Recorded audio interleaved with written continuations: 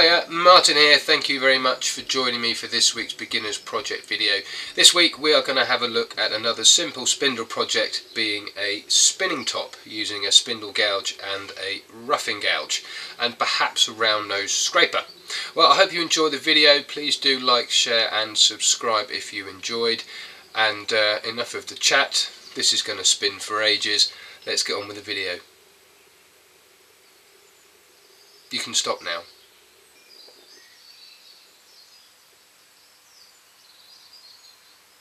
Enjoy the project.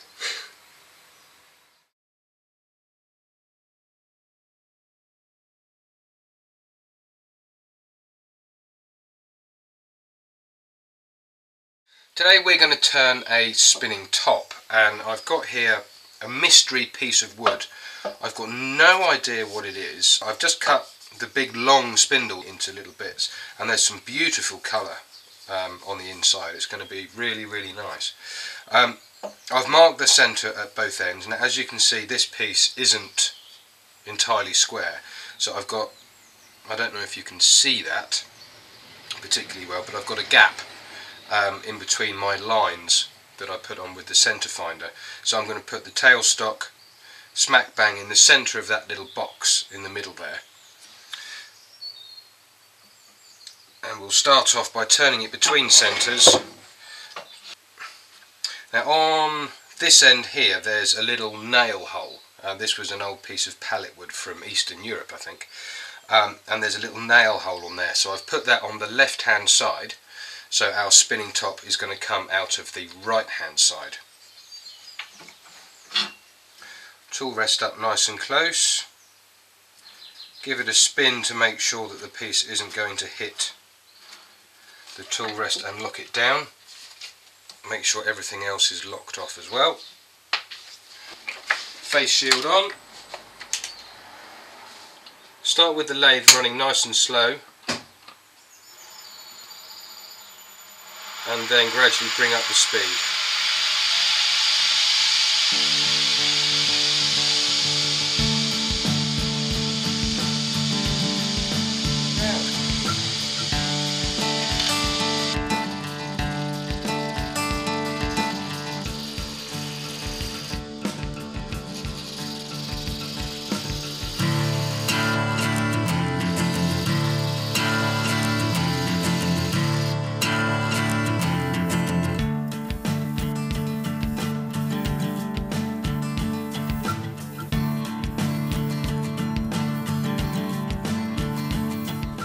And there's our nice round spindle. I need to put a tenon on the left hand end so it will fit in the chuck, and I know that my tenon needs to be about 12mm deep, which is about there.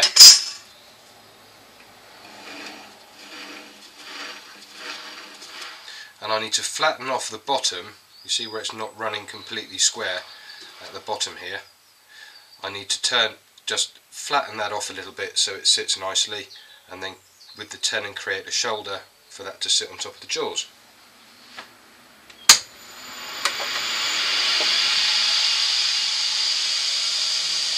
Going to use the diamond tip parting tool.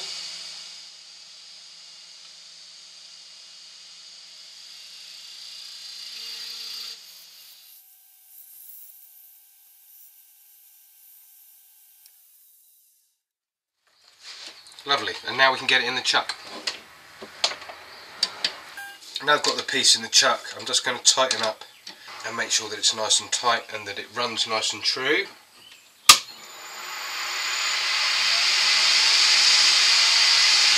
That looks pretty good to me.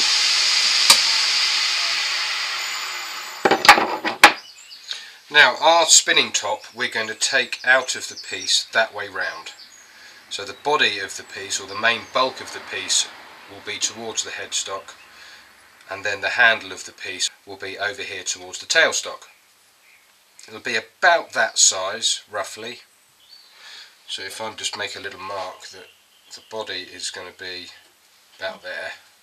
So this will be the widest point, tapering back in a nice curve back to the tailstock, and then there'll be a nice little point going to the bottom of the piece, which will be roughly there. Now it's really important, I think, with spinning tops to have as much of the weight at the bottom of the piece, so a very, very low centre of gravity, which will help it spin for ages and ages and ages. So for the first part, for this bit, for most of this curve here, we're going to use the roughing gouge, and then we're going to use the spindle gouge just to finish it off. So once we've checked that the chuck is nice and tight, everything's locked down and in position, I can start to make the handle. To get the lathe running nice and quick,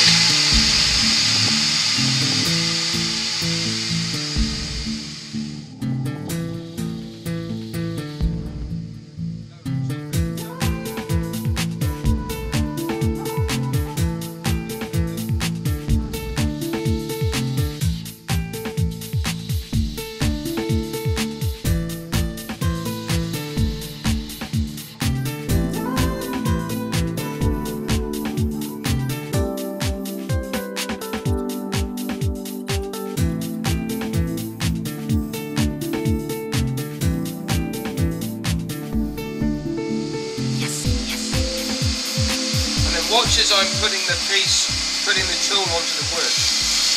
I'm keeping the bevel in contact with the wood at all times.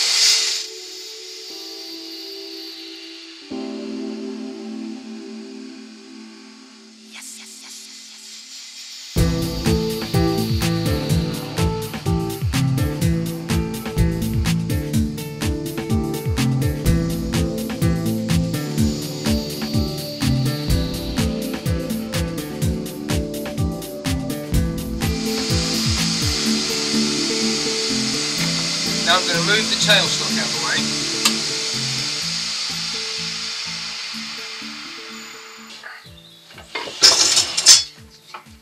This is a lovely piece of wood.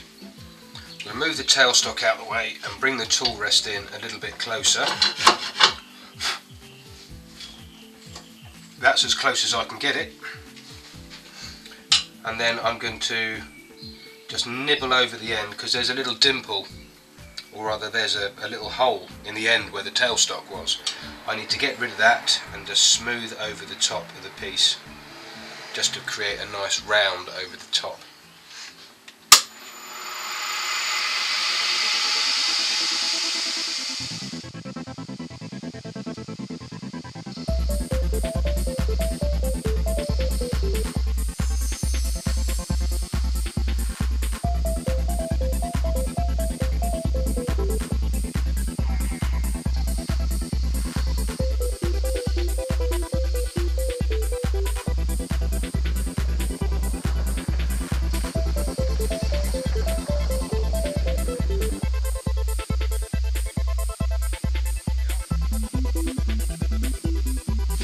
Now, some friends of mine who collect spinning tops like to have a bit of a knob at the top of their tops that gives them a little bit of extra grip. So that's what I'm going to create here. I'm just going to make this part a little bit thinner and leave this bit as thick as it is.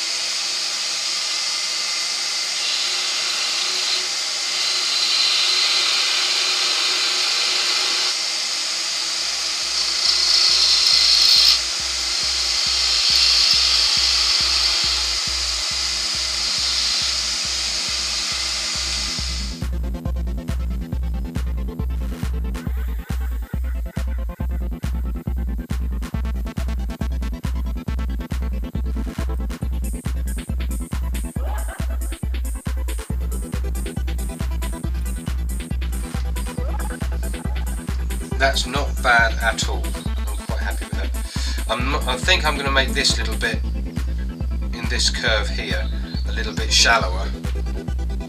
So for that I'm going to use the round nose scraper just to get in there a little bit, because the angle of the bevel on the spindle gouge isn't quite good enough to get round that corner particularly well.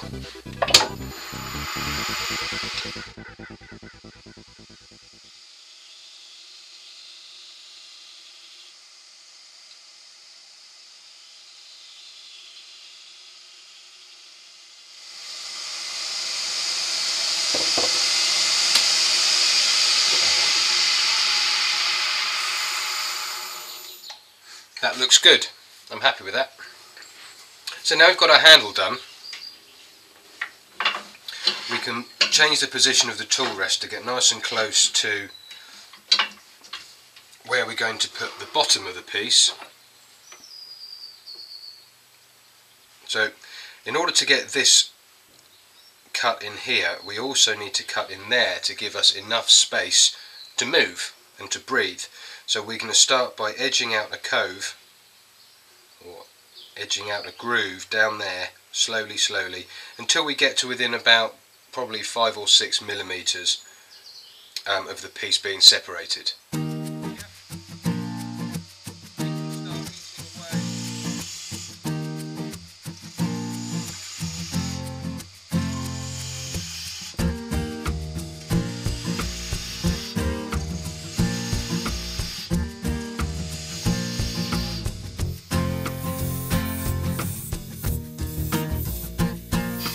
Now when you're making these cuts, it's a good idea to actually practice keeping the bevel against the wood. So you're rubbing the bevel as you go down the piece.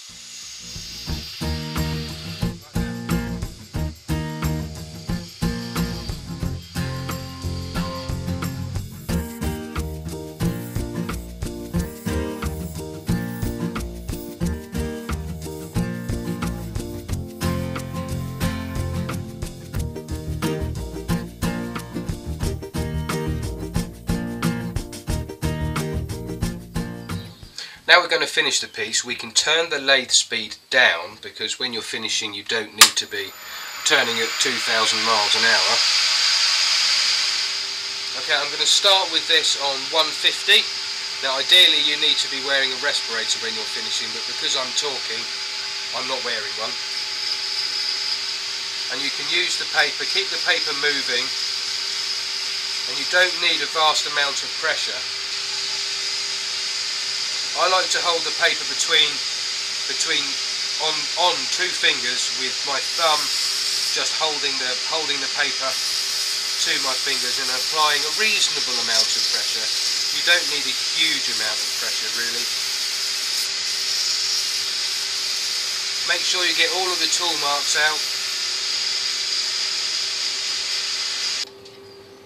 And stop the lathe periodically as well, just to check that you're getting all of the tool marks out and all you're leaving behind are scratches from the paper, because the next paper you use down, which will be 180, will get rid of the scratches from this paper, and so on and so forth. Then when you're done with your first paper, work your way down through the grits until you get to perhaps 400 or 600, whichever is your preference. When you've got down to 400 or 600, you should be left with a really nice smooth surface, but there's going to be dust in the pores in the wood. So I take denatured alcohol or methylated spirits and clean it up, just to get as much of the dust off as possible there. And then we'll take a little bit of Danish oil, give it a rub round. Make sure it gets in all of the little pores in the wood, because otherwise you'll be left with pale patches. Leave that for a couple of minutes to soak in, and then we can give it a bit of a buff and get some heat into it. Not a huge amount of heat, but enough just to dry the oil off. It's dried, it's been a few minutes, the oil's dried, or it's soaked in, and I'm going to get the lathe running nice and quick. And I'm just going to use some paper towel to get a little bit of heat into the wood to help dry the oil off. And then I'm going to take a little bit of shellac,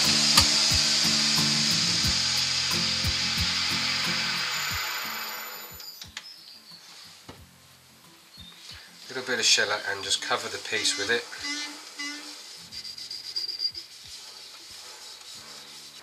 And then let that dry. Now that the shellac's dry, I can give that a little buff.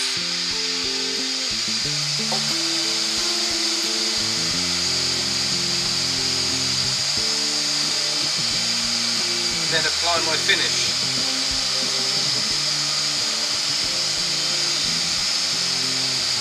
I'm using Hampshire Sheen here, but you can use any finishing wax or any finishing product that you want to.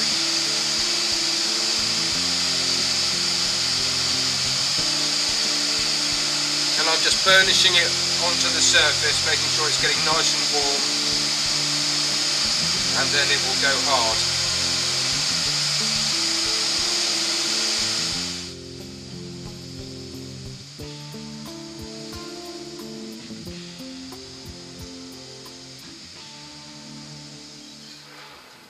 There, I'm really pleased with that, that looks good.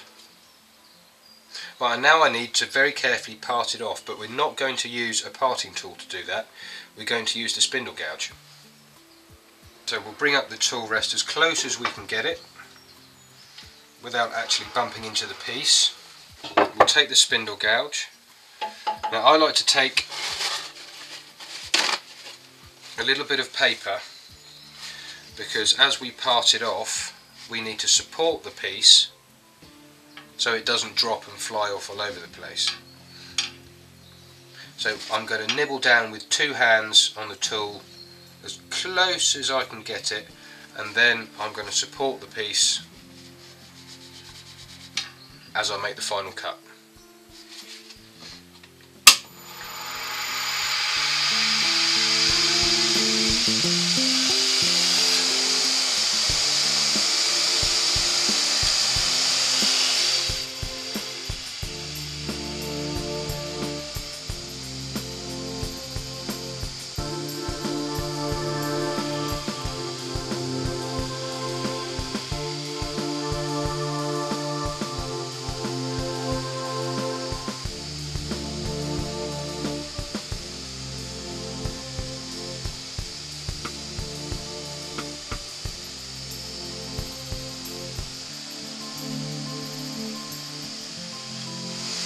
There we are. There we go. There is the piece parted off nicely, and then you can just take a little bit of sandpaper to the bottom there and then apply your finish again by hand to the bottom of the piece. There we are. There's the piece all finished. It's a very cute little piece, a really nice, simple, quick project that will probably take 20 minutes or so, something like that. I hope you enjoyed the video. Thank you very much indeed for watching. If you have enjoyed it, please do like, share and subscribe, and if you feel so inclined, then please do leave a comment. That's it for now. I will see you next week for another beginner's project video. Thanks for watching. Bye for now.